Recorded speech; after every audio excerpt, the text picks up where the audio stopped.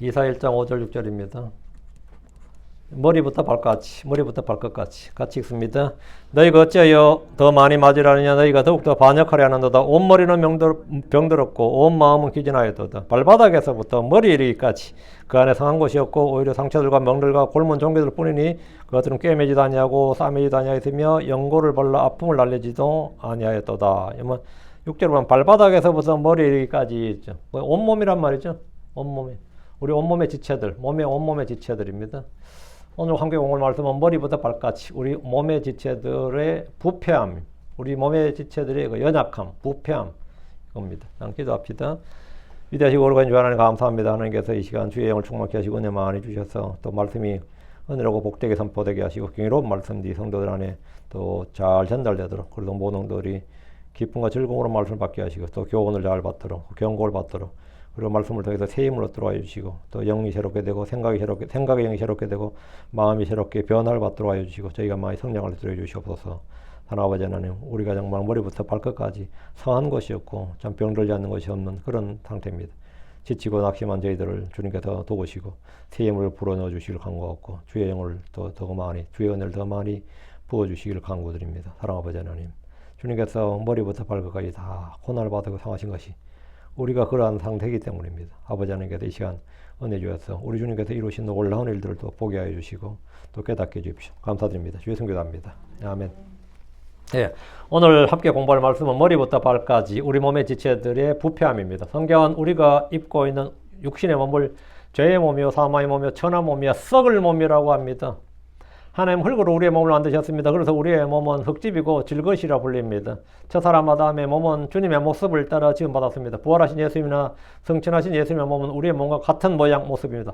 재질은 다른데 모양과 모습은 그 이미지나 쉐이프 모습은 같습니다. 하늘에 있는 하나님이 아니라 하늘에 있는 천사들이 두 눈이지 세 눈 있는 거 아니에요. 응? 예.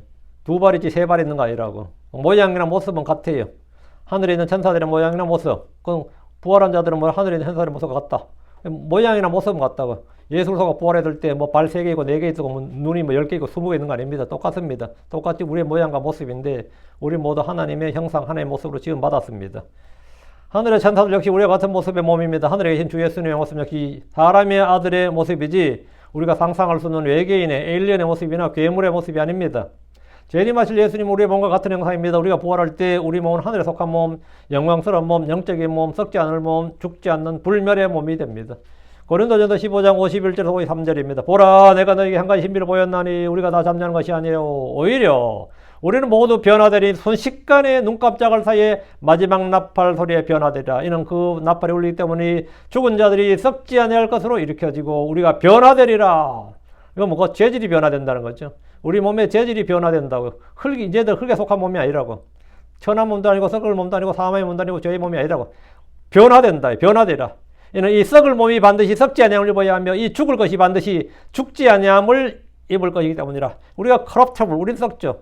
근데 썩을 몸이 incorruptible, 썩지 않을 몸이 되고 이 죽을 것이 죽지 않을 몸이 되고 죽을 것이 mortal body죠. immortal body가 된다. 썩지 아니함, 죽지 아니함을 입을 것이기 때문이라. 불멸의 몸이 된다 이 말입니다. 우리는 이 소망으로 삽니다. 우리가 이 소망으로 살아요. 내가 몸이 아프고 쑤시고 뭐 지치고 연약하고 병들고 뭐 해도 우리는 썩지 아니함을 입고 죽지 아니함을 입을 것이다. 이걸로 살아요. 주님이 오시면 입게 될 몸은 썩지 않고 쉬하지 않고 죽지 않는 영광스러운 몸이 됩니다. 이 몸은 부활하신 주 예수님과 같은 몸입니다. 우리 나이가 들면서 몸이 약해지고 병이 들고 늙고 쇠약해지는 걸 봅니다. 우리가 그걸 체험합니다. 그러나 우리에게는 복된 소망, 영광스러운 소망, 산소망, 생명의 소망이 있습니다. 지금 우리가 입고 있는 몸은 예외 없이 모두 육신의 몸입니다. 죄의 몸이고 사망의 몸입니다. 그러나 우리에게는 놀라운 약속이 있습니다. 고린도서 3장 18절 그러나 우리는 모두 가리지 않는 얼굴로 거울을 보는 같이 주의 영광을 바라보며 같은 형상으로 영광에 이르도록 변화되나니 이것은 곧 주의 영으로 말미암은 것이니라. 우리는 모두 가리지 않는 얼굴로 거울을 보는 같이 주의 영광을 바라본다. 주의 영광을 본다. 야, 주님 몸이 정말 어떤 몸이냐 이거죠. 근데 같은 형상으로 그 주님과 같은 형상으로 영광에서 영광에 이르도록 변화되나니 우리 몸이 주님과 같은 형상, 우리가 보는 그대로 우리가 주님을 보는 그대로 변화된다고요. 주님과 똑같은 몸으로 그 주의 영으로 말미암는 것이다. 이것은 우리에게 주신 하나님의 약속이고 소망입니다. 빌립보 3장 21절 그분께서 우리의 천한 몸을 변화시켜 그분께서 우리의 천한 몸을 변화시켜 그분의 영광스러운 몸과 같게 변화시키리니 그분께서 모든 걸 자기에게 복종시킬 수 있는 그 힘으로 일하심에 따라서니라. 주님께서 그 권능으로, 그 전능하심으로, 그 전능하신 천지를 창조하신 그 전능하신 그 권능으로 말하고 그 부활의 권능으로 우리 몸을 변화시킨다 이거예요. 변화시킨다. 우리의 천한 몸을 변화시켜 그분의 영광스러운 몸과 같게 변화시키리니 그날에 우리의 몸은 죄와 상관없는 몸, 죽음과 상관없는 몸, 세월과 상관없는 몸이 될 겁니다. 성경은 다른 두 종류의 몸에 대해서 말합니다. 두 종류의 두 가지 몸에 대해서 말합니다. 고린도전 15장 44절 본성에 속한 몸으로 뿌려지고 영에 속한 몸으로 일으켜지느니라. 본성에 속한 몸이 있고 영에 속한 몸이 있느니라. 사람 몸은 두 가지 몸이 있다 이거. two kind라고요. 본성에 속한 몸이 있고 영에 속한 몸이 있다고. 고린도전 15장 49절 그리고 우리가 땅에 속한 그 사람 형상을 지는 같이 우리가 또한 하늘에 속하신 그분의 형상도 지니게 되리라. 땅에 속한 그 사람 우리 모두 아담의 형상을 지녔다. 아담의 모습, 아담의 형상과 똑같은 살과 피예요. 똑같은 살과 피와 뼈입니다. 재질이 똑같습니다. 형상이 똑같아. 그런데 그거 같이 말이죠. 왜? 우리는 아담에서 태어났기 때문에 아담과 같은 형상을 지녔고 이제 예수 그리스도로 말미암아 주의 말씀에 따라 태어났으니까 진리의 말씀으로 성령에 따라 태어난 사람은 뭐다? 하늘에 속하신 그분의 형상도 지니게 되리라. 하늘에 속하신 그분의 형상도 지니게 되리라. 하늘에 속한 그분의 형상이란 주 예수 그리스도의 형상 그분의 몸을 말합니다. 이 몸이 어떤 몸인지는 변화산에서 우리 주님이 직접 제자들에게 보여주셨습니다. 변화산에서 직접 그 몸이 어떤 몸인지를 보여주셨어요. 보여주셨습니다. 마태복음 17장 2절에 그리고 그들 앞에서 모습이 변하셨더라. 예, 그분의 얼굴이 해같이 빛났으며 또 그분의 옷이 빛과 같이 희게 되었더라. 이렇게 변화되셨는데 이것이 바로 우리가 입게 될 몸. 우리가 이렇게 변화된다. 우리가 이런 몸을 입게 된다. 이렇게 변화된다. 우리 몸이. 제자들은 그분의 변화된 몸은 부활 후에 다시 보았고 승천하실 때도 보았는데 우리의 몸이 그렇게 변화될 것임을 직접 보여주신 겁니다. 지금 우리의 몸은 여전히 죄의 몸이고 사망의 몸입니다. 천한 몸이고 흙집이고 잠깐 동안 가는 장막이고 본성의 지배를 받기에 본성에 속한 몸이고 땅에서 나서 땅으로 돌아가기에 땅에 속한 몸입니다. 그래서 죽으면 흙에 먹히기 때문에 흙집이라 그러죠. 크리스천이 된 우리는 영이 거듭나고 생각과 마음이 변화를 받지만 몸이 그대로입니다. 거듭난 영, 주의 영이 내 안에 거함으로 주의 성전이 된 몸이라 해도 여전히 우리는 죄와 사망, 본성의 지배를 받습니다. 다만 우리가 육신을 따르지 않고 성령을 따를 때 우리의 몸이 의의 도구가 되고 살아있는 희생물로 드릴 수 있습니다. 자, 이 시간 우리 몸의 지체들에 대해서 성경이 말하는 것을 좀 공부하도록 하겠습니다. 머리부터 발끝까지입니다. 성경 사람의 몸을 하나님의 놀라운 창조물로 묘사하지만 동시에 죄로 인한 타락한 상태를 통해서 우리의 영적 실상을 드러냅니다. 창세기부터 계시록까지 신체의 각 부분은 단순한 육체적 구조가 아니라 하나님과의 관계를 상징합니다. 머리로부터 발끝까지 우리의 몸의 지체들은 온전한 것, 성한 것이 없습니다. 우리의 몸은 우리의 마음만 전적으로 부패한 것이 아니라 우리 몸도 아무런 쓸모가 없는 무가치한 것이다. 이거예요. 첫째, 머리입니다. 우리의 몸에서 가장 중요한 부분은 머리죠. 당연히 머리입니다. 몸의 모든 지체들은 머리로부터 영양을 공급받고 서로 결합하여 자라납니다. 그런데 우리 머리는 병들었다. 우리의 머리는 병들었다. 이사야 1장 5절에 어찌하여 너희가 더욱더 많이 맞으려 하느냐. 너희가 더욱더 반역하려 하는도다. 온 머리는 병들었고 온 마음은 기진하였다. 온 머리는 병들었고 온 머리는 병들었고 온 머리라는 게 뭐야? 머리 전체 whole head, whole, W-H-O-L-E, whole 할 때 whole이 뭐냐? 예, 전체라고. 전체. 온 머리는 병들었고 온 머리가 병들었다는 것은 머리 전체가 성한 곳이나 온전한 부위가 없다는 겁니다. 정수리든 앞머리든 뒷머리든 하여튼 머리가 전체 병들었다. 병들었다. 머리가 온몸을 관장합니다. 그런데 머리가 온통 병들었다면 몸의 다른 부분은 아무런 힘을 쓸 수가 없습니다. 우리도 제일 먼저 한 게 머리가 어지러운데 머리에 열이 나는데 머리가 어떤데 그럼 그거 심각한 거예요. 머리가 어떻다 그러면 응? 하나님은 뱀의 머리, 그 사탄의 머리를 부수실 것이라고 하셨습니다. 예, 머리를 부수신다 이거예요. 머리가 가장 중요한 부위이기 때문입니다. 코마 상태에 빠진 사람들 생각해 보십시오. 몸의 모든 부위가 정상이어도 머리에 이상이 있으면 움직일 수가 없습니다. 우리가 평소에 멀쩡하더라도 머리가 어지럽기만 해도 몸 전체에 이상을 느낍니다. 그런데 하나님은 이스라엘에게 온머리가 병들었다고 합니다. 머리에서 지식과 지혜와 명철과 판단이 나옵니다. 그래서 한국인들은 이 머리가 얼마나 중요한지 잘 알아요. 그래서 쓰는 말마다 머리가 좋다, 머리가 나쁘다, 사람을 평가할 때 온통 머리로 평가합니다. 그래서 머리가 좋아, 머리가 나빠, 머리가 비었어, 머리가 돌았어, 머리가 없다. 하여튼 뭐 온통 머리로 다 끝장 봅니다. 모든 게 다 머리가 비상하다. 머리가 잘 돌아간다. 뛰어난 두뇌를 가졌다. 그렇죠? 이는 머리가 그 사람의 어떠함을 결정하는 것으로 보기 때문입니다. 우리의 머리는 내 타고난 머리가 별로 안 좋아. 그렇지만 걱정하지 마세요. 우리의 머리는 주 예수 그리스도입니다. 우린 타고난 머리로 사는 사람들이 아닙니다. 우린 타고난 머리로 사는 사람들이 아닙니다. 성도들은 나의 머리가 누구인 줄 알고 믿고 그 머리를 붙잡으면 됩니다. 그 머리로부터 힘과 영향을 공급받고 자라나기 때문입니다. 골로새 2장 19절에 그리고 머리를 붙들지 아니하니 그 머리로부터 온몸이 관절과 힘줄에 의해 영향을 공급받고 서로 결합하여 하나님께서 자라게 하시는 대로 자라느니라. 그 머리가 누군데요? 그 머리가 뭔데? 예수 그리스도입니다. 주 예수 그리스도예요. 그 머리로부터 나의 성장이나 나의 강건함이나 나의 어떠함은 전적으로 예수 그리스도에게 달려 있습니다. 우리는 그분의 몸의 지체들입니다. 그분은 몸의 머리시고 나무의 뿌리고 건물의 반석이고 기초입니다. 예수님은 모든 것들의 머리입니다. 그럼 이게 대장 우두머리란 뜻이죠. 에베소 1장 22절에 또 모든 것을 그분의 발에 두셨고 그분을 모든 것들의 머리가 되게 하셔서 교회에 주셨느니라. 그분을 모든 것들의 머리가 되게 하셨다. 아직 만물은 그분에게 복종하지 않습니다. 그러나 그분이 머리십니다. 예수님은 교회의 머리십니다. 에베소 5장 3절에 이는 남편이 아내의 머리됨이 마치 그리스도께서 교회의 머리 되신 것 같기 때문이라. 그분은 그 몸의 구원자시니라. 예, 그리스도께서 교회의 머리 되신 같이. 골로새 1장 18절 또 그분께서는 몸, 곧 교회의 머리시니라. 교회는 몸이고 그분이 머리다. 그분께서 시작이시요 또 죽은 자들로부터 처음 난 자시니 이것은 그분께서 모든 것에서 으뜸이 되려 하심이니라. 예수 그리스도는 교회의 머리시기 때문에 교회는 그리스도의 통치를 받고 그분을 따를 때 세상의 어떤 것, 지옥의 문도 이길 수가 없습니다. 예수님은 모든 정사와 권능의 머리십니다. 골로새 2장 10절에 또 너희는 모든 정사와 권능의 머리신 그분 안에서 완벽하니라. 그래서 나의 머리가 예수님이면 그러면 no problem이죠. 예. 내 머리가 온통 병들었어. 내 머리가 성한 것이 없습니다. 그렇지만 이로써 나는 내 머리에 의지하지 않는다. 내 머리로 해. 그래서 주님께서 머리에 가시관 쓴 이유가 다른 게 없습니다. 내 머리가 병들었기 때문에 내 머리에 적이 없기 때문에 머리에 문제이기 때문에 주님께서 주님께서 온몸으로 고통을 당하시고 고난을 당하신 게 우리 몸의 문제를 해결하기 위한 거죠. 둘째, 우리의 눈입니다. 머리에 있는 주요 부위 중에 하나가 눈이죠. 성경 우리의 눈을 보지 못하는 눈, 악한 눈이라고 합니다. 눈은 몸의 등불입니다. 마태복음 6장 22절 3절에 몸의 등불은 눈이니라. 몸의 등불은 눈이니라. 그러므로 만일 내 눈이 단일하면 내 온몸이 빛으로 가득하리라. 그러나 만일 내 눈이 약하면 내 온몸이 어둠으로 가득하리라. 그러므로 만일 내 안에 있는 빛이 어둡게 되면 그 어둠이 얼마나 크겠느냐. 여기에 보면 악한 눈이 나오죠. 사람의 눈은 기본적으로 뭐다? 악하다 이거죠. 눈은 몸에서 가장 귀한 지체들입니다. 가장 귀한 지체. 사람들의 눈은 참 빛이신 그분을 알기 전까지 어둠 가운데 있습니다.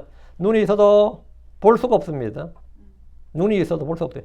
주께서 바리새인들과 서기관들에게 마태복음 23장 16절에 너희에게 화가 있을지어다 너희 눈먼 안내자들아 너희가 말하는도다. 너희 눈먼 안내자들아. 주님 누군가에게 그들에게 눈먼 안내자들이라고 그랬습니다. 바리새인들이죠. 바리새인들 서기관들을 주님 눈먼 안내자들. 그 눈이 멀었다는 말입니다. 마태복음 23장 16절에 그랬어요. 너희 눈먼 안내자들아 모기는 걸러내고 낙타는 삼키는도다. 주님은 라오디게아 교회에게 눈이 병들었다고 하셨습니다. 그래서 안약을 사서 발라보라고 하죠. 안약을 사서 발라보게 하라. 안약을 사서 발라보게 하라. 예로 3장 18절에 또 내 눈에 안약을 발라 내가 보게 할지니라. 본다는 것은 기본적으로 뭐죠? I see 하면 뜻이 뭐예요? 나는 본다는 I know입니다. 내가 안다 이거죠. 네가 그게 보이냐? 예. 보이네요.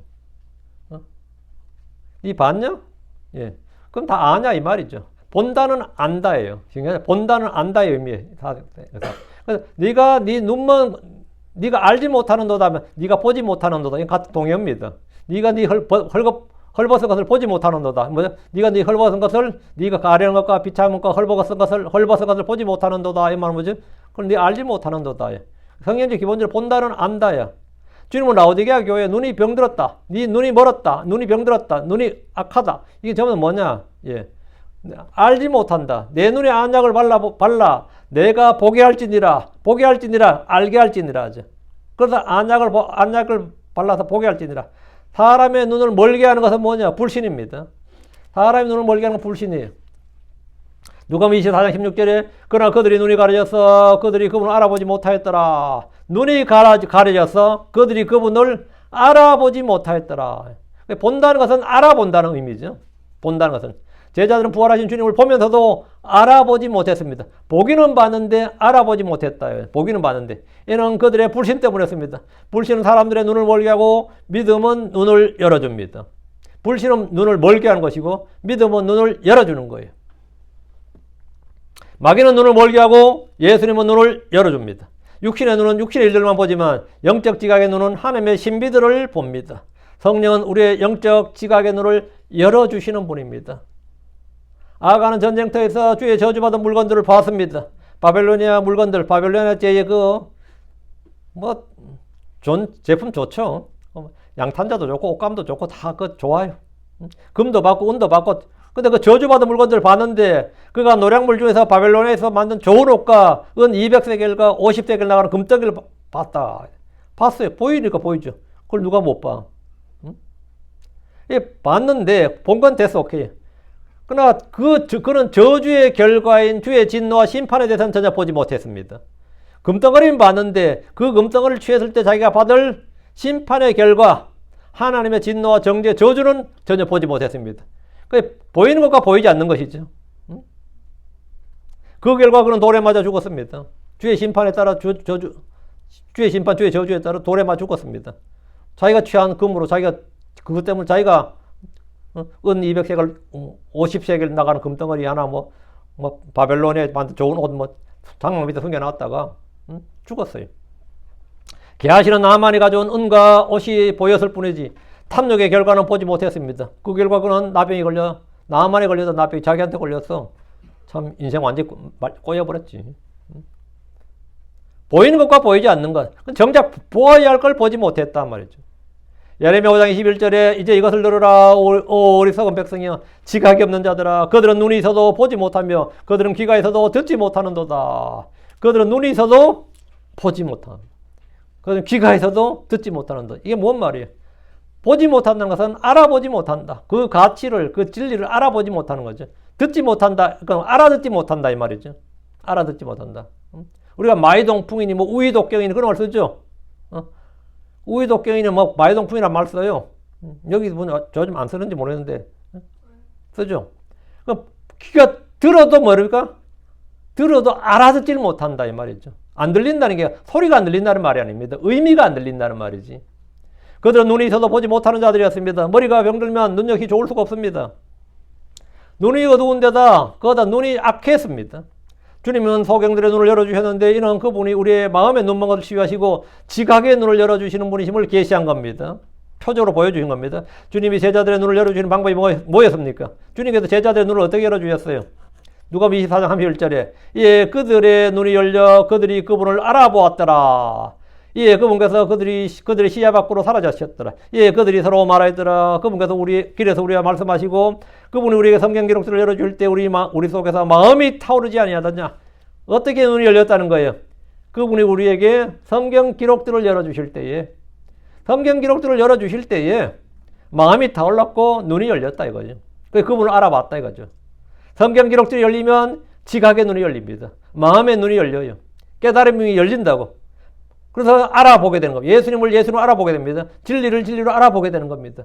예언의 말씀을 예언으로 알아보게 되고 이게 참이고 이건 거짓이고 이걸 알아보게 됩니다.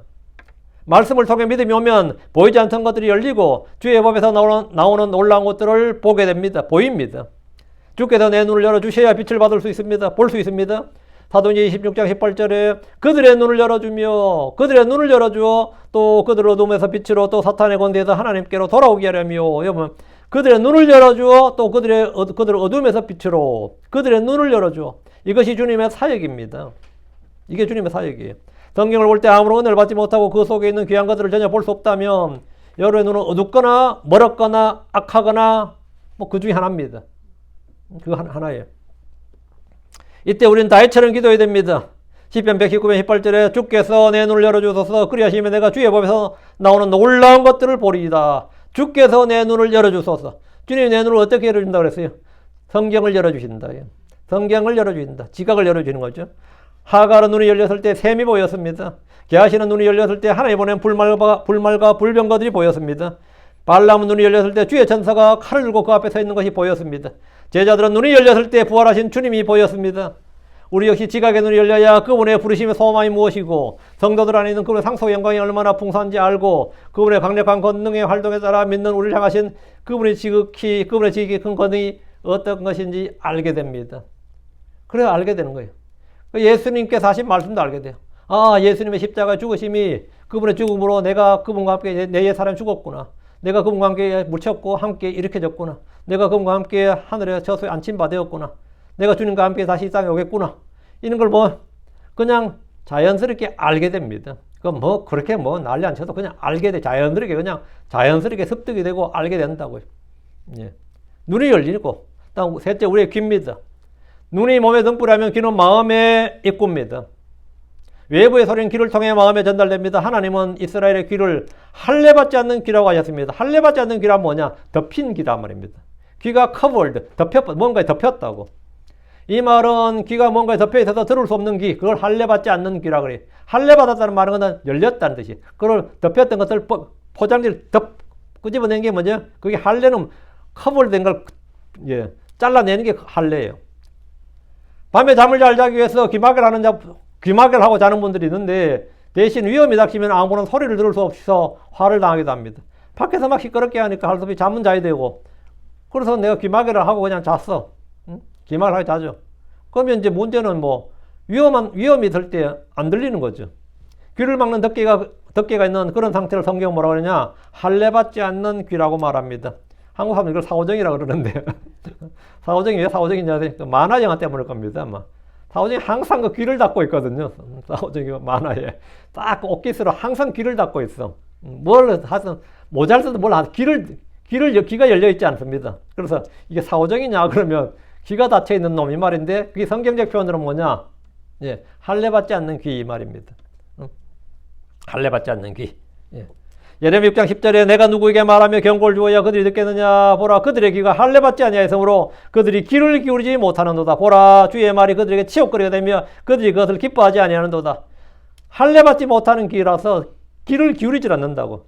그리고 주께서 말씀하셔도 그들에게는 뭐라? 주의 말이 그들에게는 치욕거리가 되고 그들이 그것을 기뻐하지 않는도다. 말씀 들어봐야 그럼 좀 설교 다 그거지 뭐. 또 설교하고 있네. 설교하고 있네가 뭐죠? 여러분 일상에 쓰는 말이 있잖아요. 이 집 나한테 설교하냐? 이게 무슨 뜻이야? 그래 설교한다. 나 네 집 설교한다. 설교하고 있네. 그러면 참 당단 말이지. 그 치욕거리가 주의 말씀이 그들이 치욕거리가 되고 그들이 그것을 기뻐하지 않는다고. 그런 말 하지 말라 이 말이지. 그들은 예언자들을 통해 선포되는 주의 말씀을 듣고도 알아듣지를 못했습니다. 귀가 있어도 듣지 못했는데 이를 할례받지 않는 귀라고 합니다. 사도행전 7장 51절에 너희 목이 뻣뻣하고 마음과 귀에 할례받지 않는 자들아. 마음과 귀에 할례받지 않는 자들아. 너희가 항상 성신님을 거역하되 너희 조상들의 행함같이 너희도 그렇게 행하는도다. 그들은 귀가 없었던 것이 아니라 들을 수 있는 귀가 없었던 겁니다. 귀가 없었던 게 아니라 들을 수 있는 귀. 들어도 그것을 알아듣는 귀가 없었던 거예요. 어쨌든 우리가 말할 때 그렇죠. 니 지금 알아듣고 있냐? 그렇죠. 니 지금 알아듣고 있냐? 응? 알아듣고 있냐 이거. 이해하고 있냐 이건데 알아들을 수 없다면 말 하나 말하지. 그게 이제 마이동풍이야. 우유독경이야. 예레미야 5장 21절에 이제 이것을 들으라 오 어리석은 백성이여 지각이 없는 자들아 그들은 눈이 있어도 보지 못하며 그들은 귀가 있어도 듣지 못하는도다. 우리 주께서 말씀을 선포할 때 들을 귀가 있는 자 그는 들을지어다. 들을 귀가 있는 자 그는 들을지어다 이렇게 말씀하셨습니다. 세상에서 흔히 하는 말 중에 아는 만큼 보이고 아는 만큼 들린다는 게 있어요. 아는 만큼 보이고 아는 만큼 들린다. 놀라운 지식과 지혜를 듣고도 깨닫지 못하면 그 사람이 들은 것은 그냥 소음에 불과합니다. 롯의 사이들은 롯으로부터 소돔에 내릴 주의 심판, 하늘로부터 불이 내릴 것이란 충격적인 소식, 진짜 천기누설이야. 1급 정보를 들었어요. 아무도 소돔 사람들이 아무도 모르는 소식을 롯의 사이들은 롯으로부터 전해 들었다고. 롯은 주의 천사들을 통해 들었고. 들었어. 롯은 들었고 알았지. 그 롯도 전해줬어요. 가족은 살려야 될 거 아니에요, 어쨌든. 그런데 그 롯의 사이들이 농담을 읽었다 그러잖아요. 오늘 또 낮술 드셨나? 그때 밤이었나? 또 밤에 반줄 드셨나? 왜 이 헛소리 하시냐? 또, 왜 오셔서 헛소리 하시냐? 그런 생각이 들잖아요. 응? 들을 때 안 그렇겠습니까? 그래서 그의 말은 놀라운 소식이었고 정말 고급 정보였고 뭐 엄청난 소식이었는데 그들은 그 말을 전혀 신뢰하지 않았습니다. 알아듣지 못했다고.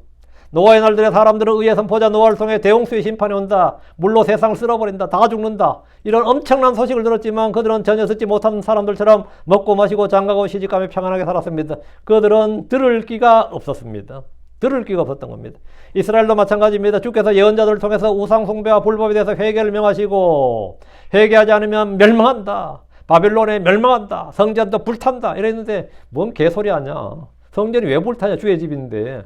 주님이 계시는 곳인데 어디 불탈 수 있느냐. 저런 신성모독자가 있느냐. 이런 거 막 오히려 예언자를 때려잡아 주겠죠. 응? 오히려 거짓 예언자들이 평안하다. 평안하다. 그 말은 다 듣고 응? 이 선별적으로 듣는 거죠. 선별적으로. 그들의 귀는 듣지 못하는 귀였습니다. 듣기에 둔한 귀는 하나님의 음성을 무시하는 태도로 드러나고 불신으로 나타납니다. 이스라엘 백성은 예언자들의 경고를 듣지 않아서 바빌론의 포로가 되었습니다. 반대로 사무엘은 어릴 때부터 어린 나이에 말씀하옵소서 이는 당신의 종이 듣기 때문입니다 했습니다. 말씀하옵소서. 사무엘상 3장 10절이 나와요. 말씀하시옵소서 이는 당신의 종이 듣기 때문입니다. 나는 듣는다 이거예요. 아무리 놀라운 정보를 줘도 아무리 놀라운 지식이나 지혜나 명체를 줘도 듣지 않으면 듣기를 거부하고 믿지 않을 때 그 얘기는 그를 구원하는데 아무런 역할을 하지 못합니다. 마태복음 14장 9절에 들을 귀가 있는 자 그는 들을지어다 라고 하셨는데 우리의 귀가 말씀에 열려 있어야 한다는 겁니다. 성경 교회에 경고합니다. 계시록 2장 7절에 귀 있는 자 그는 성령께서 교회들에 말씀하신 걸 들을지어다. 이게 계시록 8번 나와요. 귀 있는 자 그는 성령께서 교회들에게 말씀하신 걸 들을지어다. 내 귀가 열려있는지 아닌지는 말씀을 듣고 행하는 자인지 아닌지를 통해 알 수 있습니다. 말씀에 귀를 기울이고 그것을 믿고 행하는 자는 귀가 열린 자입니다. 말씀을 듣고도 무시하거나 믿지 않는 자는 듣지 못한 귀, 듣지 못하는 귀, 할례받지 않는 귀를 가진 자입니다. 일상에서 우리가 무언가를 가르치거나 지시할 때 우리가 쓰는 표현이 있죠. 그 사람 말을 참 잘 들어. 말을 잘 듣는다는 뜻이 뭐죠? 예, 말을 잘 듣는다. 잘 순종한다는 겁니다. 말을 잘 듣는다. 근데 도무지 말을 듣지 않는다. 말을 들어먹질 않는다. 이게 무슨 뜻이에요? 순종을 안 한다. 말 안 듣는다. 이게 말 안 듣는다가 뭐죠? 순종 안 한다는 뜻입니다. 그러니까 성경에서 본다는 말은 뭐냐? 알아본다, 예, 안다는 뜻이고, 듣는다는 뭐죠? 순종한다는 뜻이에요. 믿는다, 순종한다고. 그래서 제발 말 좀 들어. 그건 뭐야? 말 좀 들어, 내 말 좀 들어. 이게 뭐 말 같아요? 제발 좀 순종 좀 하라, 이거. 순종 좀 하라라고. 응? 그 부부간에도 마찬가지. 좀 내 말 좀 들어. 이게 뭐예요? 응? 내 말 좀 들어주세요. 내 말에 좀 귀 기울이고 좀 순종 좀 해달라고. 응? 그 서로 순종해야 된다고. 서로 복종해야 된다고. 응? 말 안 듣는 마누라 두면요 남편들 미칩니다. 밤에는 마누라도 남편이 왜 이렇게 내 말 안 들어? 그럼 미쳐요. 서로 순종하고 서로 복종해야 돼. 응? 성도들 간도 마찬가지. 뭐 말하면 좀 들어야 되는데 안 들어. 도무지 안 듣는다고. 주의 말씀을 듣는다는 것은 그냥 귀로 듣는다는 말이 아니고 순종한다는 의미입니다. 예. 우리의 귀도 문제가 있다 이거예요. 귀에 할례를 받지 않는 귀다 이거. 넷째, 우리의 목과 목구멍입니다. 사람들의 목은 뻣뻣하고 순종하지 않습니다. 이 목이 아파 본 적 있어요? 목이 아파. 저는 이 목 때문에 한의원 몇 번 간 적이 있어요. 갑자기 운전하는데 목이 안 움직이네. 목이 안 움직여가지고 고개를 못 돌리겠는 거예요. 그러니까 일자로 딱 해가지고 고든 목으로 진짜로 한의원까지 기어가가지고 집마저 풀었어. 근데 어떠서 하니까 또 풀리더라고요. 목이 곧다는 게, 목이 뻣뻣하다는 게 뭔지 알겠더라고요. 근데 한 두세 차례 그랬던 것 같은데. 목이 딱 곧아가지고 움직이를 못해. 자고로 꼼짝꼼짝 못한 적이 있었어요. 그건 뭔 현상인지 어쨌든. 그게 뻣뻣한 목이다. 스티픈. 사람들 목은 뻣뻣하고 순종하지 않는다. 주님은 출애굽한 광야의 회중을 보시면서 말씀하셨습니다. 신명기 9장 13절에 이르시되 내가 이 백성을 보았는데 보라 그 백성은 목이 뻣뻣한 백성이로다. 목이 뻣뻣하다. 항마하면 고개 딱 바짝 쳐들고 이제 딱 있다 이 말이죠. 코브라처럼 말이지. 대가리 딱 쳐들고 니. 코브라는 대가리는 숙이고 있는데 오히려 목까지 빳빳하게 쳐들고 있죠. 그래 딱 있죠. 출애굽기 33장 5절에 이는 주께서 모세에게 말씀하였더라. 이스라엘 자손들에게 말하라. 너희는 목이 뻣뻣한 백성이로다. 목이 뻣뻣하다는 것은 뭐냐? 불순종한다 이거죠. 교만하다는 겁니다. 누군가 말을 할 때 수긍하고 동의할 때는 자연스럽게 고개를 끄덕입니다. 동의하고 수긍할 때는 자연스럽게 애가 말해도 저절로 고개가 끄덕여지죠. 고개를 아래로 끄덕인다는 건 뭐죠? 목이 부드러운 거예요. 사람이 경의를 표할 때, 존경을 표할 때도 고개를 숙입니다. 자연스럽게 고개를 숙여요. 한국 사람들은 이제 적당한 때는 고개를 숙이고, 다음엔 좀 더 할 때는 허리를 숙이고, 그 다음에 무릎을 꿇고, 다음에 바닥에 엎드리죠. 절한다 그러죠. 인사를 할 때도 최소한 고개는 약간 숙입니다. 약간이라도 고개는 숙이죠. 야, 고개만 까딱하냐? 그러면 허리까지 숙여야 돼요. 이 자식이 고개만 까딱하는데, 그 고개만 까딱해도 뭐 괜찮은 거예요. 근데 고개도 까딱 안 해. 고개도 까딱 안 해. 아, 제가 중학교 때인가 그랬던 것 같아요. 그냥 막 갔는데, 사실은 잘 못 보고 제가 그냥 지나갔는데 선생님이 딱 부릅니다. 왜 인사 안 하냐는 거야. 우리 때는 인사하라고 지나간다는 것은 그 신성 모독이야. 교권 침해, 교권 모독. 그래가지고, 무조건 안녕하십니까? 하고 이제 지나가는 거예요, 무조건. 그래가지고, 이 자식, 니는 왜 인사 안 하고 지나가? 선생님 보고도 왜 인사 안 하고 지나갔다? 제가 잘 못 봤어요, 사실은. 저도 순간적으로, 그냥 죄송합니다 하고 안녕하십니까 하면 되는데, 안녕하신 줄 알고 안 물었습니다. 그랬어요. 되게 어이없어 하더라고. 그래서 딱 보고 안녕하신 줄 알았습니다. 그랬더니만. 예. 고개를 딱 숙이라 이거죠. 목이 뻣뻣하면 고개를 아래로 숙인 대신에 고개를 빳빳하니까 고개를 아래로 숙이지 않고 좌우로 흔들 뿐입니다. 좌우로 이렇게. 좌우로 이렇게. 그렇죠? 고개 빳빳한 사람들은 좌우로. 예전에 한국이나 중국이나 일본에서는 책이나 신문이 모두 세로보기였습니다. 왜 세로보기였느냐? 주간이었거든요. 주간은 뭐냐? 대나무 줄기를 잘라가지고 그걸로 납작하게 가서 거기다 글을 썼단 말이죠. 그 주간을 딱 이어붙이니까 주간 당연히 위에서 아래로밖에 쓸 수 없죠. 그 주간을 이어붙이니까 책은 위에서 아래로 글을 쓰게 되고 오른쪽에서 왼쪽으로 책이 됐죠. 그 상하로. 저희 어릴 때에도 대부분 다 고전이나 성경이나 다 책은 위에서 아래로 오른쪽에서 왼쪽이에요. 우리는 지금 찬송가도 이쪽에서 이렇게 넘기지만 예전에 다 여기서 이쪽으로 이렇게 넘겼습니다. 여기가 프론트 페이지야.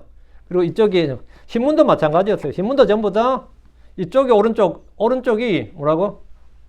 예, 천면이고 여기서 이쪽으로 넘겨요. 그 위에서 아래로 오른쪽에서 이렇게 보죠. 그러니까 책이나 신문도 모두 세로보기였고 오른쪽에서 왼쪽으로 기록했습니다. 성경도 마찬가지고 지금 히브리어는 오른쪽에서 왼쪽입니다. 히브리어는 지금도 오른쪽 왼쪽이에요. 예. 그 성경책 읽을 때도 그렇죠. 그 눈이나 목은 위에서 아래로, 위에서 아래로, 다음에 오른쪽에서 좌우로. 그 태양의 방향이라고 그러죠. 해가 동쪽에서 서쪽으로 뜨듯이 오른쪽에서 왼쪽으로 가야 된다고. 이건 맞다고 생각해요. 이게 제대로 된 거야. 성경 읽을 때도 맨 오른쪽이 첫 페이지고, 제가 고등학교 성경을 처음 산 성경도 그렇게 돼 있었습니다. 성경 전서 해가지고 오른쪽에 있었고, 이렇게 위에서 아래로 이쪽에서 이러겠죠. 근데 세대가 바뀌면서 이제 가로쓰기, 신문 이렇게 막 바뀌면서 좌에서 우로 보고 읽게 되면서 고개도 이제 옛날에 성경 읽을 때 어떻게 위에서 아래로 보니까 나도 모르게 자꾸 고개를 위에 이렇게 하죠. 전부 다 아멘이지, 고개를 숙이니까. 요즘은 이렇게 읽으니까 전부 다 도리도리 하잖아. 성경 읽을 때 은혜가 안 되는 거지. 옛날에 전부 다 고개를 숙여서 오니까 전부 다 읽으면서 수긍을 하면서 읽잖아요. 근데 지금은 도리도리 하면서 읽으니까 아니야 하는 꼴밖에 안 돼요. 말씀 읽으면서. 이게 말이 돼, 안 돼? 그게 은혜가 안 돼, 읽어도. 말씀에 수긍하면서 위아래로 끄덕인 것이 아니라 좌우로 까닥까닥 하면서 돌리면서 읽으니까 거부하는 모습이 연출이 되는 거예요. 목이 꼿꼿하면 말씀에 수긍하지 않습니다. 사도행 7장 51절에 너희 목이 뻣뻣하고 마음과 귀에 할례 받지 않는 자들아. 너희 목이 뻣뻣하고 마음과 귀에 할례 받지 않는 자들아. 주의 말씀 앞에서 목을 꼿꼿이 세우는 것은 인간의 교만을 잘 보여주는 행위입니다. 주의 백성은 주와 그분의 말씀 앞에서 고개를 숙일 줄 알아야 됩니다. 예레미야 7장 26절에 그러면서 그들이 내 말을 듣지 아니하였으며 또 귀를 기울이지 아니하였고 도리어 자기들의 목을 굳게 하였으니 곧 그들은 자기 조상들보다 더 악하게 행하였느니라. 자기들의 목을 굳게 하였으니 주의 말씀에 고개를 숙여야 됩니다. 이제 목구멍을 봅시다. 로마 3장 13절 그들의 목구멍은 열린 돌무덤이라. 이 목구멍도 문제다. 사람의 목구멍을 열린 돌무덤이라고 합니다. 열린 돌무덤은 뭐죠? 돌무덤이 닫혀있다는 말은 안에 지금 사체가 있다는 뜻이고 열린 돌무덤은 이제 비어있다는 거죠. 그 사체를 안에 집어넣는 거죠. 그리고 묻은 문을 닫으면 들어간 사체는 그 속에서 이제 썩습니다. 썩 없어집니다. 우리는 매일 음식을 먹습니다. 특히 고기를 먹을 때 그 고기는 입을 통해 목구멍을 통과합니다. 소나 돼지나 닭이나 여러 가지 고기를 삶든지 굽든지 다양한 방법으로 목구멍 속으로 넣는데 목구멍은 열린 돌무덤이고 속으로 들어가면 그것들을 처리합니다. 그럼 위와 배는 뭐가 되는 거죠? 예, 이게 돌무덤, 입구가 되는 것이고 우리가 제육볶음을 먹으면 그건 사체를 입속으로 다 집어넣는 거예요. 우리는 여기가 뭐 시체 처리소가 되고 화장터가 아니라 위산으로 해가지고 이제 끄집어내고 그럼 제철이 끝나면 또 집어넣고 또 집어넣고 그렇게 하는 거죠. 우리 목구멍이 이제 열린 돌무덤입니다. 열린 돌무덤이고 속으로 들어가서 그것들을 처리를 하는 겁니다. 또한 목구멍은 말과 노래 같은 소리를 내는 통로, 출구도 됩니다. 목구멍은 사체들을 넣는 열린 돌무덤의 입구지만 마음속에 있는 것들을 밖으로 내오는 출구이기도 합니다. 목감기나 후두이나 편두염 등으로 목이 아프고 상해본 사람은 이 목의 중요성을 굉장히 잘 알 겁니다. 그럴 때마다 목을 쉬게 하고 부드럽게 해야 됩니다. 자, 다섯째, 우리 입과 입술, 혀입니다. 로마 3장 13절 14절 로마 3장 13절 14절 그들의 혀로 속임수를 쓰나니 독사의 독이 그들의 입술 밑에 있도다. 그들의 입은 저주와 쓴 것으로 가득하며. 입은 뭐 뜻하고요? 저주와 쓴 것으로 가득하다. 독사의 독이 있다. 사람이 가장 치명적인 무기, 가장 뭔가 있는 게 뭐냐? 입이다 말이죠. 입은 음식을 먹는 입구이지만 마음의 출구입니다. 사람의 입은 저주와 쓴 것으로 가득합니다. 그들의 입술 밑에는 독사의 독이 있습니다. 사람 입에서 칼이 나오고 창이 나오고 화살이 나오고 불이 나옵니다. 사람 그 입으로 들어가는 것으로 인해 더럽혀지지 않습니다. 구약 율법에서는 음식 규례가 있었기 때문에 부정한 것을 만지거나 먹으면 그 사람은 부정한 사람이 되었습니다. 그러나 주께서는 사람을 더럽히는 것은 입에서 나오는 것이라고 하셨습니다. 마태복음 15장 18절에서 20절입니다. 그러나 입에서 나오는 그것들은 마음에서 나오며 또 그것들이 그 사람을 더럽히느니라. 이는 마음에서 악한 생각, 살인, 간음, 음행, 도둑질, 거짓증은 신성모독이 나오기 때문이요 이것들이 사람을 더럽게 하는 것들이라. 그러나 씻지 않은 손으로 먹는 것은 사람을 더럽히지 아니하느니라. 마음이 더러우면 사람의 입은 더러움과 악의 배출구가 됩니다. 성경 사람들의 입과 혀와 입술까지 모두 악하다고 하셨습니다. 악하다. 예. 마태복음 12장 34절 35절 오 독사들의 세대에 너희가 악하니 어찌 선한 것들을 말할 수 있겠느냐. 이는 마음에 가득한 것이 나와 입이 말하느니라. 선한 사람은 마음에 선한 보고에서 선한 것들을 내느니라. 그리고 악한 사람은 악한 보고에서 악한 것들을 내느니라. 너희가 악하니 어찌 선한 것들을 낼 수 있느냐. 선한 것들을 말할 수 있겠느냐. 이는 마음에 가득한 것이 나와 입이 말하느니라. 입에서 하는 말은 저도 마음에 있는 것들이다. 우리의 혀는 속임을 베풀고 모든 더러운 것이 쏟아져 나옵니다. 아나니와 삽비라는 거짓말하는 혀로 죽을 맞았습니다. 반대로 베드로는 성령 충만함으로 충만한 혀를 사용해서 오순절에 수천 명을 회개시켰습니다. 그날 3천 명을 회개시켰죠. 이 레위는 혀가 파괴와 구원의 도구가 될 수 있음을 보여줍니다.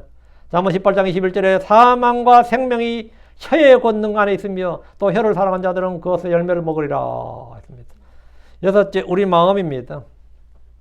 성경은 사람의 마음이다 이렇게 말합니다. 창세기 6장 5절 그리고 하나님께서 사람의 사악함이 땅에서 크고 또 그의 마음의 생각들의 모든 상상이 항상 악할 뿐임을 보셨더라. 사람의 마음의 생각들은 항상 악할 뿐입니다. 사람의 마음 속에서 악한 생각, 살인, 간음, 음행, 도둑질, 거짓증은 신성모독이 나옵니다. 창세기 8장 21절 그리고 주께서 향기로 냄새를 맡으셨더라. 그리고 주께서 마음속으로 말씀하셨더라.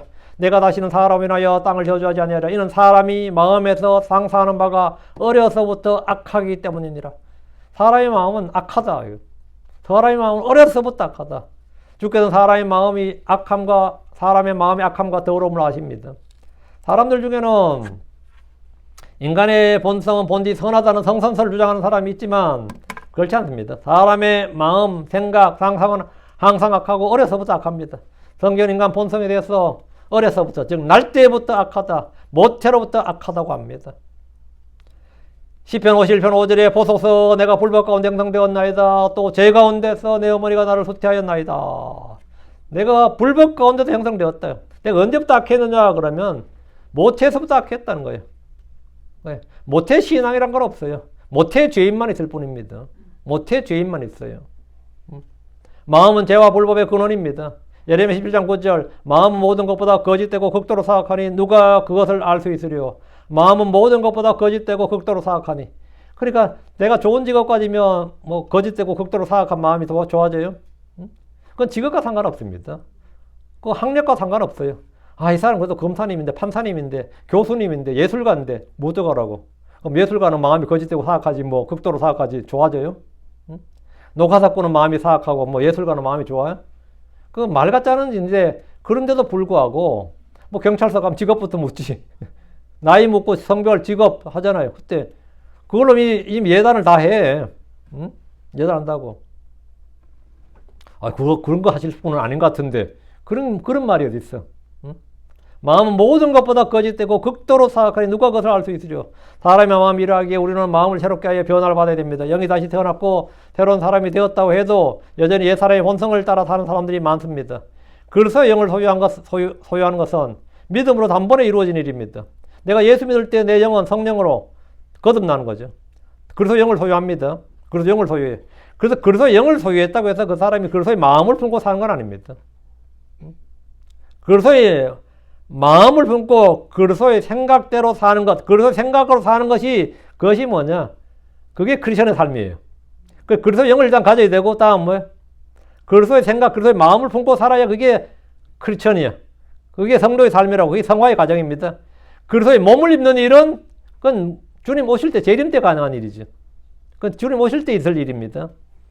주께서, 에스겔 36장 26절에 새 마음을 또한 내가 너에게 줄 것이요 새 영을 내가 너희 속에 두리라. 또 내가 너희 살에서 돌 같은 마음을 제거하리라. 그리고 내가 너에게 살로 된 마음을 주리라. 살로 된 마음을 주겠다면 순살? 예. 부드러운 마음을 주겠다는 거죠. 옛사람을 버리고 새사람을 입고 생각의 영을 새롭게 해야 됩니다. 일곱째, 우리의 손입니다. 사람이 하는 일이 대부분 일은 다 손이 하는 겁니다. 거의 다 대부분 손으로 하는 겁니다.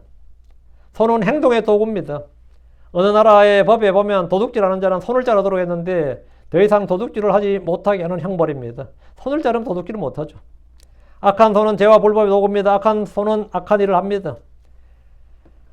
이사야 1장 15절에 또 너희가 너희 손을 앞으로 펼칠 때 내가 내 눈을 너희로부터 숨길 것이요 참으로 너희가 많은 기도를 드릴지라도 내가 듣지 아니하리니 너희의 손이 피로 가득함이니라.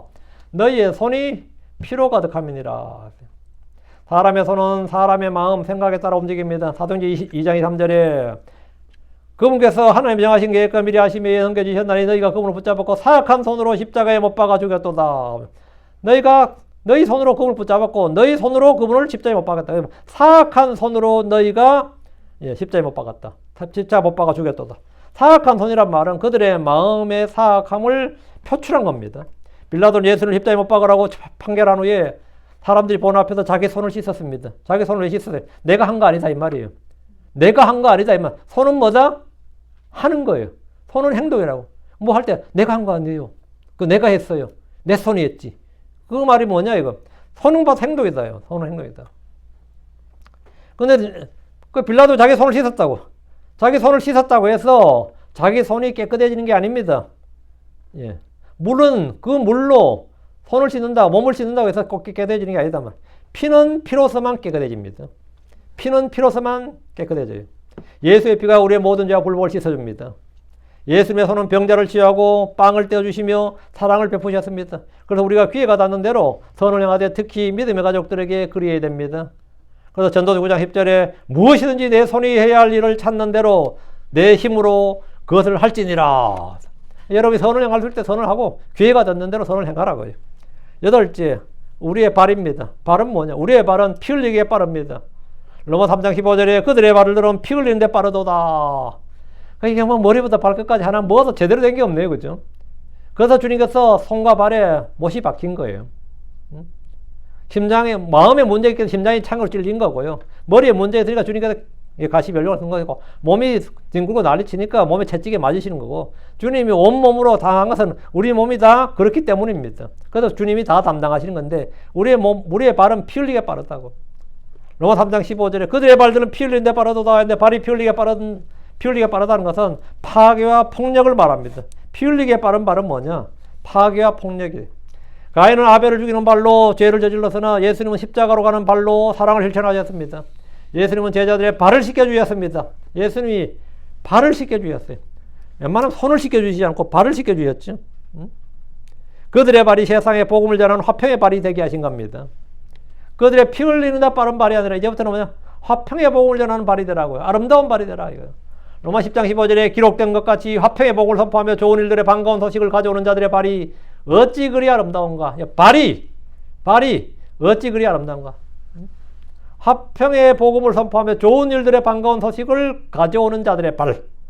그 화평의 발이더라. 복음을 선포하는 발이더라. 그래서 온 세상으로 나가서 이 복음을 전하는 그 전달자의 발이 된 거죠. 사도 바울은 성도들을 죽이러 달려가는 발이었습니다. 그래서 다메섹으로 막 달려갔어요. 그래서 다메섹으로 막 가는 길에 막 달려갔죠. 그러다 주를 만난 후에 복음 선포자의 발이 되었습니다.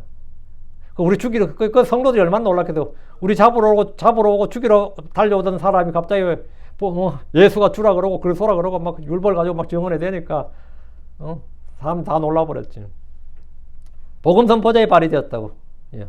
아름다운 발이 됐다.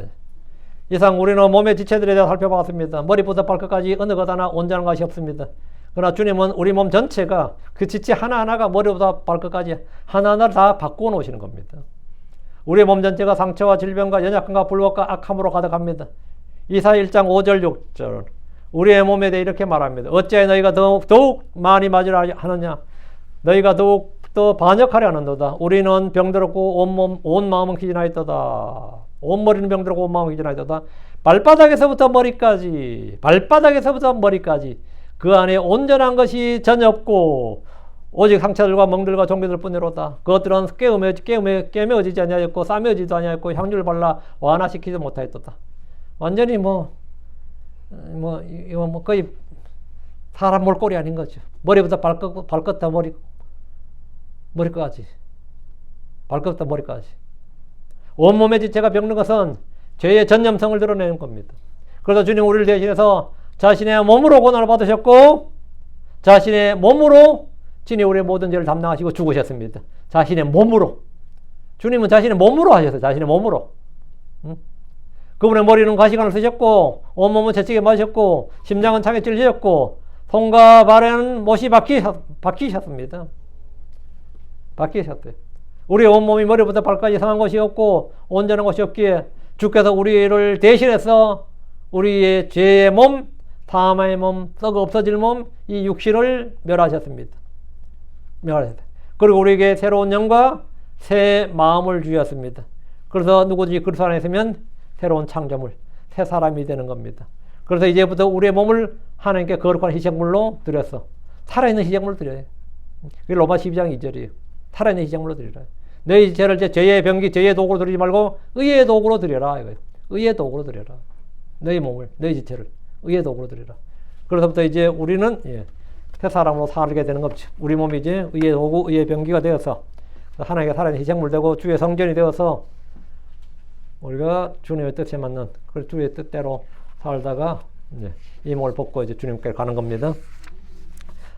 그 전에 주님 오시면 그냥 변화산에서 주님 변화되듯이 그렇게 호련히 순식간에 변화를 받는 겁니다. 너무 최고고, 최고고. 네. 기도합시다. 우리가 힘든 일이 있고 이런저런 일이 있어서 주님께서 우리 몸에 대한 이런 확고한 약속과 있게 되면 우리는 소망을 갖는 겁니다. 우리 주님께서 우리 몸에 대해서 이런 걸 주셨어요. 자, 이건 전부 다 예수를 믿음으로 말미암아 여러분 값없이 얻는 겁니다. 위대하고 거룩한 주 하나님 감사합니다. 하나님께서 내주셔서 주의 말씀을 선포했습니다. 선포된 모든 말씀들이 성도들에 잘 전달되고 또 성도들이 믿음으로 잘 받게 해주시고 또 아버지 하나님 헛되이 듣지 않게 하시고 또 이것을 받은 말씀을 잘 기억할 수 있도록 해주시옵소서. 그리고 말씀이 믿음과 잘 결합되고 또 이 말씀이 자라나서 열매를 맺게 하시되 전보다 100배, 60배, 30배로 열매를 맺게 하시고 선한 열매, 의의 열매들이 차고 넘치게 해주시옵소서. 전능자 주 하나님 저희 눈을 열어주셔서 말씀에서 나오는 주의 보에 나오는 놀라운 것들을 보게 해주시고 저희 귀를 열어주셔서 이걸 알아듣게 해주실 뿐 아니라 그 말씀을 참 주의 말씀을 잘 듣는 종, 즉 잘 순종하는 종이 되도록 도와주십시오. 저희도 모두 신뢰 안에서 서로가 서로에게 복종할 수 있는 서로가 서로의 말을 들을 수 있는 성도를 되도록 해주시옵소서. 우리가 때로는 어떤 사람이 하는 말을 무시할 때가 있고 겉들을 때가 있습니다. 그러나 아버지 저희가 정말 주님께서 서로 사랑하라 하신 말씀과 동일한 법이 있습니다. 서로에게 복종하라 말씀입니다. 아버지 저희가 어린아이의 말에도 귀를 기울일 때가 있습니다. 저희가 주의 말씀에 잘 귀를 기울도록 해주시옵소서. 저희 마음의 부패함을 주님 아십니다. 저희 생각과 상상의 악함도 아십니다. 이제 주님의 피로 저희를 씻어주셨사오니 저희가 한번 새 마음과 새 영을 가지고 주의 말씀을 대하도록 하시고 형제들을 잘 대할 수 있도록 도와주시기를 간구합니다. 사랑하는 아버지 하나님, 저희가 정말 새 사람으로 새로운 창조물로서 그렇게 저희가 빛을 비추어주고 선한 행실의 본을 보여줄 수 있는 성도들, 간증이 있는 성도들, 체험 있는 성도들이 되도록 해주시옵소서. 열매가 넘치고 믿음의 선한 평판을 받도록 해주십시오. 감사드리며 주의 승비도합니다. 아멘. 아멘.